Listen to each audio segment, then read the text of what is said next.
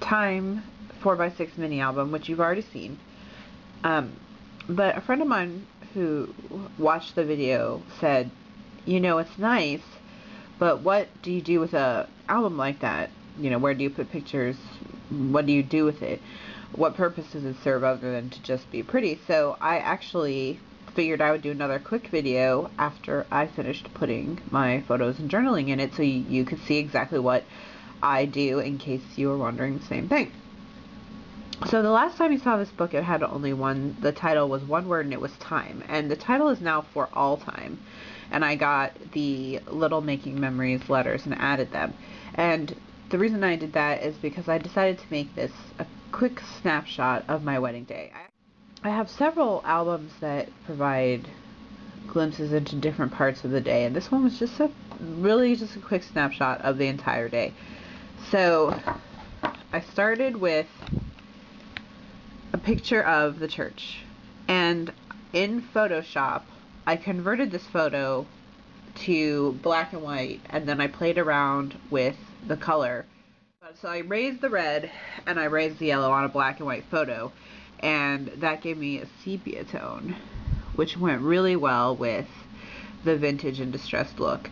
And so I journaled a little bit on this tag here about the chapel, and this is about the wedding date and why we chose the chapel. And then here I have two photos of each of us getting ready. So again, these are converted into black and white, and then I played around with the color to give them a sepia tone look, to make them brown, and which is just raising the red and the yellow. And I raised the red more than I raised the yellow, about twice as much as I raised the yellow. And I attached all the photos with photo corners, which were white, but I stained them with vintage photo distressing. Here was my husband getting ready, and I had originally planned to journal on this, but I figured just writing getting ready was good enough. I didn't want it to look too busy. So that's what it looks like. And then here, I wrote Unity on this journaling spot from my mind's eye that I used. And then again, I have a sepia toned picture of the Unity candle from our wedding. And then here, I journaled about being one family, how two families come together to make one family. And then here, I have a picture of us actually saying our vows in front of the altar. And again, it's converted into sepia tone and put down with vintage photo corners. And then on this card here, I actually journaled about that.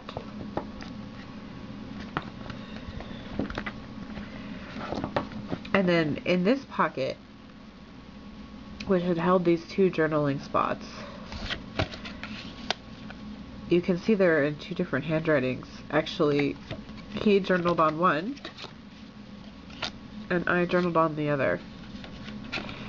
And so it's nice to have both our perspectives on the day and both our handwritings in the album. And then I just did, you know, some more journaling on this and on the back. And it's very sentimental versus very fact-based. It's more about how we were thinking and feeling at the time. So that is what you do with an album like this. So if you're ever wondering, you know, when I create an album without pictures, like, how do I figure that sort of thing out? You know, this is a good idea of how I create something without pictures and then add pictures later once I know exactly what I want to do with it. So thanks for watching, and I hope you enjoyed it.